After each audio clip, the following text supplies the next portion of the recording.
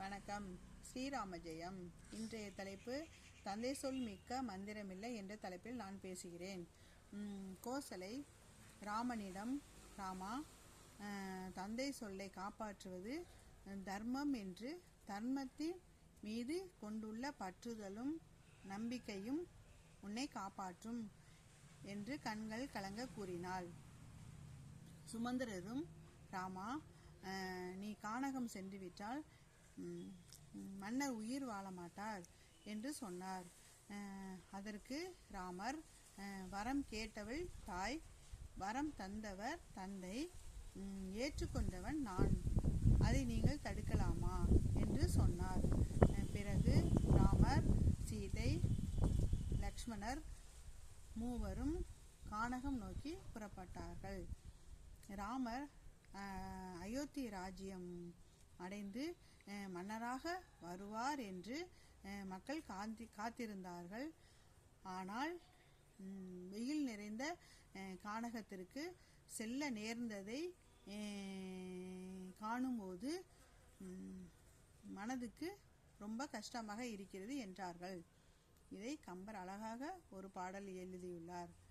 மண்கொடு வரும் என வழி இருந்தது யாம், எண்கொடு சுடர்வனத்து எய்தல் காணவோ, பெண்கொடு வினை செய்யப்பெற்ற நாட்டினில் கண்கொடு பிறத்தலும் கடை என்றார் சிலர் என்ற பாடல்.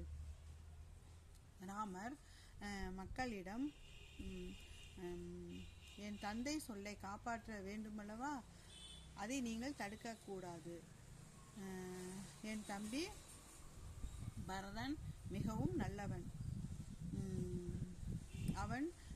அவனுக்கு உறுதுணையாக இருப்பதை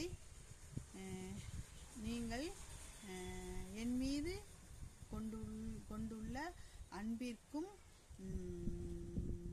நான் எதிர்பார்க்கும் பரிசாகும் என்று சொன்னார். பிறகு சுமந்திரரும்,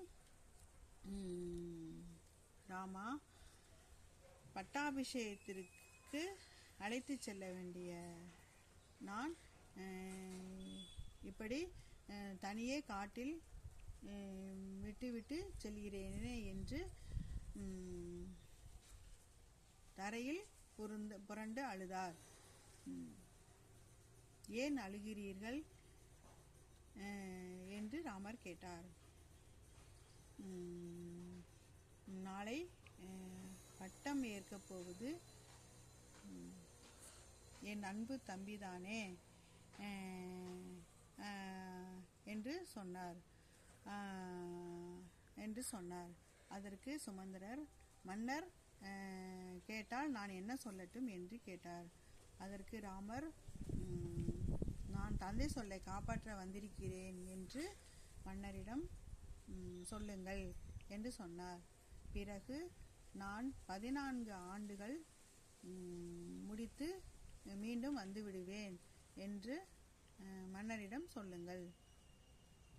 மன்னனாக பார்க்க வேண்டிய நான் இப்படி காவி உடையோடு காட்டில் தனியே விட்டுவிட்டு செல்கிறேனே என்று சுமந்திரர் அழுதவாறே சென்றார்.